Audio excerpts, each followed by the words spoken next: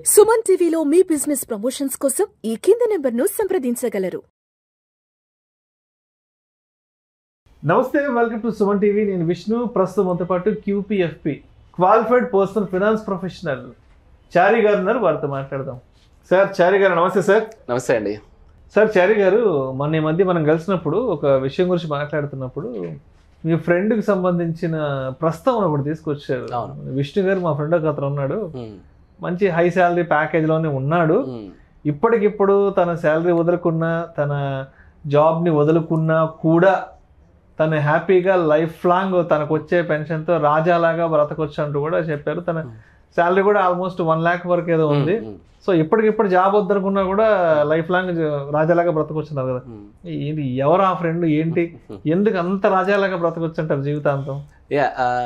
Correct అండి. అది చాలా ఇంపార్టెంట్ టాపిక్. ఇది అంటే one of the successful story లాగా చెప్పొచ్చు. దీన్ని ఒక కేస్ స్టడీ లాగా తీసుకొని చాలా మంది గ్రో అవ్వచ్చు అండి. యాక్చువల్గా చాలా ఇంపార్టెంట్ వీడియో ఇది. చాలా మంది చూడాల్సిన వీడియో, ఎస్పెషల్గా మిడిల్ క్లాస్ వాళ్ళు, జాబ్ స్టార్ట్ చేసే వాళ్ళందరూ కూడా చూడాల్సిన వీడియో ఇది. అయితే యాక్చువల్గా అంటే మేము 2013-14 టైంలో మ్యూచువల్ ఫండ్స్ స్టార్ట్ చేస్తున్న సమయంలోనే ఎడ్యుకేషన్ ఇచ్చాను నేను. ఇవాళ రేపు ఏమవుతుందంటే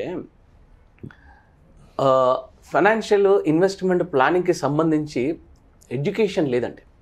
ఎడ్యుకేషన్ మిస్ అయ్యే చాలా ప్రాబ్లమ్స్ అవుతున్నాయి. ఎందుకంటే సరిగ్గా ఒక 15-20 ఇయర్స్ బ్యాక్ ప్రోడక్ట్స్ ఎక్కువ లేవు.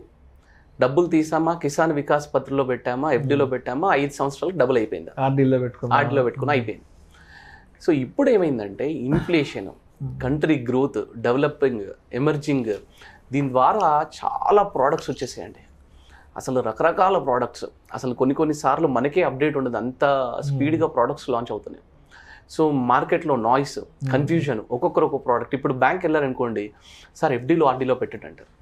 LIC ఏజెంట్ కలిసారనుకోండి, సార్ మీకు insurance, tax benefits, guaranteed life long income ఇలాంటిది వస్తుందంటే LIC is the best plan అంటాడు. రియల్ ఎస్టేట్ ఏజెంట్ కలిస్తే, సార్ ప్రాపర్టీలో వచ్చినంత రిటర్న్ మీకు ఇంకెక్కడ వర్కౌట్ అవుతుంది, ప్రాపర్టీలో పెట్టండి అంటాడు. ఇంట్లో గోల్డ్ కొనమంటారు, ఫ్రెండ్ని అడిగితే స్టాక్స్ కొనమంటారు, మ్యూచువల్ ఫండ్స్. అసలు చాలా అంటే చాలా కన్ఫ్యూజన్ అయిపోయిందండి.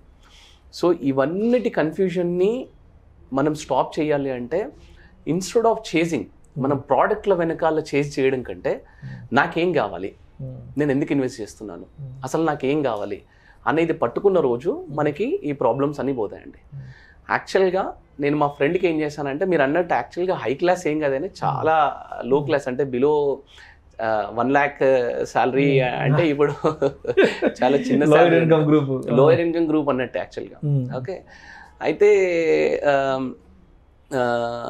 ఈ ఎడ్యుకేషన్ ఇవ్వడం స్టార్ట్ చేశాను. సో దట్ ఆయన ఫాలో అవ్వడం స్టార్ట్ చేస్తాడు. సరిగ్గా 10 yearsలో మంచి రిజల్ట్ ఇవ్వాలి కనిపిస్తుంది. నిజంగా మీరు అన్నట్టు రాజాలాగా బ్రతకొచ్చు అనమాట. మీకు ఆ ప్రాసెస్ అంతా క్లియర్గా ఎక్స్ప్లెయిన్ చేస్తాను చూడండి. అసలు ఈ 10 yearsలో ఏం జరిగింది, తనకి అడ్వాంటేజ్ ఎలా వచ్చిందని చెప్తాను చూడండి. 100 పుస్తకాలు చదివి ఏమీ ఇంప్లిమెంట్ చేయని వాడికంటే, ఒక్క పుస్తకం చదివి, అది మంచి పుస్తకం చదివి దాన్ని ఇంప్లిమెంట్ చేసేవాడే గొప్పవాడు. గుర్తుపెట్టుకోండి, 100 పుస్తకాలు చదివి ఏమీ ఇంప్లిమెంటేషన్ చేయని వాడికంటే, ఒక పుస్తకం, మంచి పుస్తకం చదివి దాన్ని ఇంప్లిమెంట్ చేసేవాడు గొప్పవాడు. ఇదే కాన్సెప్ట్ ఇన్వెస్ట్మెంట్లో నేను క్లియర్గా చెప్పాను. ఇన్ని ప్రోడక్ట్స్ ఉన్నాయి, అన్ని ప్రోడక్ట్స్ వెనుక కన్ఫ్యూజ్ అయ్యి వెళ్ళకుండా, దీంట్లో ఎక్కువ రిటర్న్ వస్తుంది, దాంట్లో ఎక్కువ రిటర్న్ వస్తుంది కదా, ఒక ప్రోడక్ట్, ఒక ప్రాసెస్ని ఫాలో అవ్వమని చెప్పాను నేను.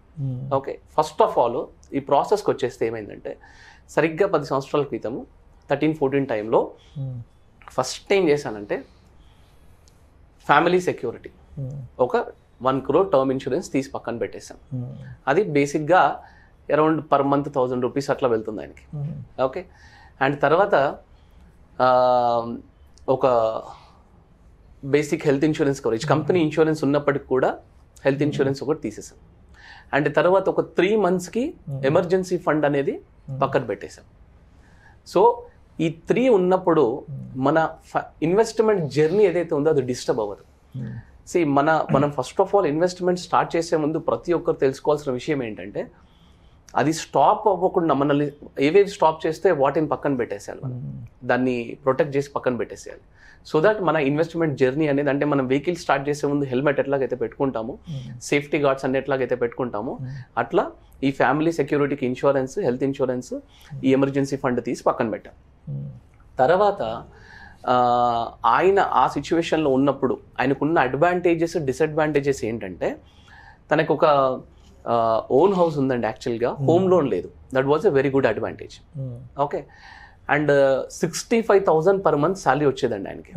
ఒకటి single person working in the family, చిన్న పిల్లలు ఉన్నారు ఆయనకి అప్పుడు. అండ్ అరౌండ్ 65,000లోంచి ఒక 20-25,000 ఇంటి ఖర్చులు పక్కన పెట్టేసి 40-45,000 ఇన్వెస్ట్ చేసేవాడు. మాకు అది బాగా నచ్చింది. That was advantage. అంటే చెప్పకపోయినా income minus savings is equal to expenses, ఆ మెథడ్ని ఫాలో అవుతున్నాడు. కానీ డిసడ్వాంటేజ్ ఏంటంటే నేను చెప్పినట్టు ఈ ఫైనాన్షియల్ ఎడ్యుకేషన్, ఇన్వెస్ట్మెంట్ నాలెడ్జ్ ఇవన్నీ లేవు.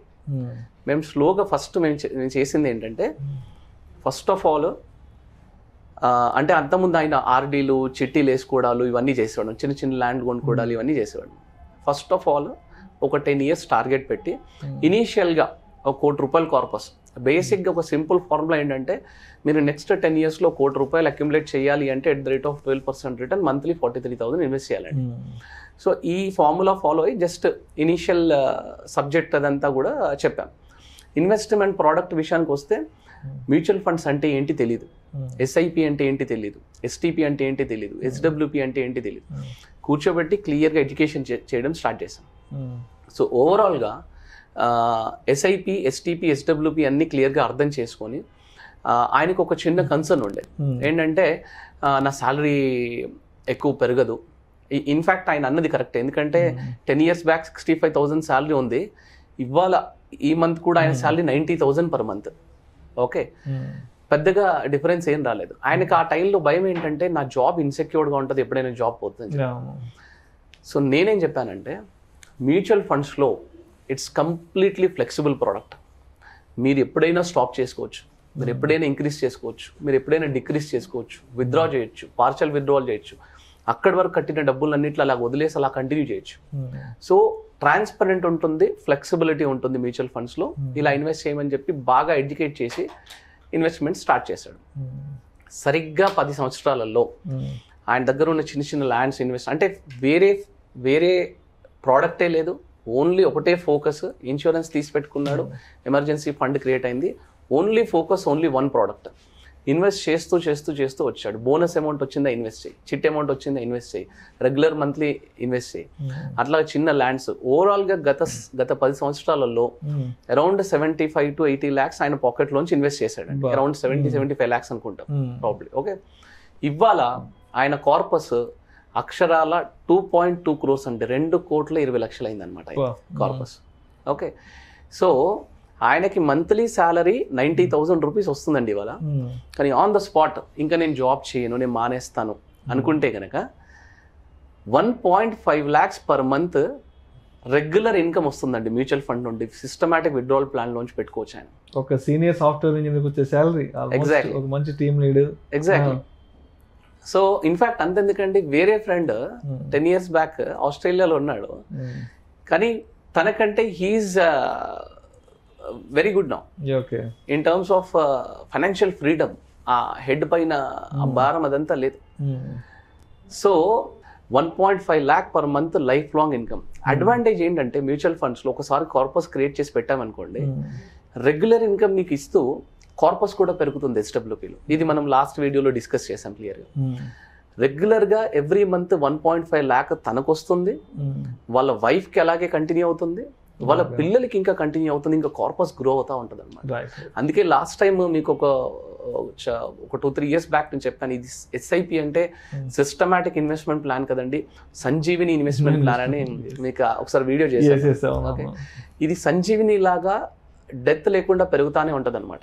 ఓకే, అయితే ఈ 10 సంవత్సరాలలో ప్రతి ఒక్క ఇన్వెస్టర్, వ్యూవర్, ఇప్పుడు చూసే ప్రతి ఒక్కరు పట్టుకోవాల్సిన పాయింట్ ఏంటంటే, ఈ 10 yearsలలో చాలా ఒడిదొడుకులు వచ్చాయండి. 2016 మార్కెట్ క్రాష్ వచ్చింది, అంటే డిమానిటైజేషన్ అయినప్పుడు. 2020 కోవిడ్ కరెక్షన్ వచ్చింది. 2016 to 20 మధ్యలో మార్కెట్ అసలు ఏమీ పర్ఫార్మెన్స్ లేకుండా ఒక 2 years ఉంది. ఇవన్నీ సిచ్యువేషన్స్లో తను భయపడతా ఉన్నాడు అనమాట. హ్యాండ్ హోల్డ్ చేసుకుంటూ వచ్చాం. ఇవాళ ఆ ఫోకస్డ్, అంటే ఇక్కడ ఏమేమి వర్కౌట్ అయింది, the power of planning workout అయింది, ద పవర్ ఆఫ్ అడ్వైస్, అంటే ఒక పక్కన ఒక చేయి పట్టుకొని నడిపించారు.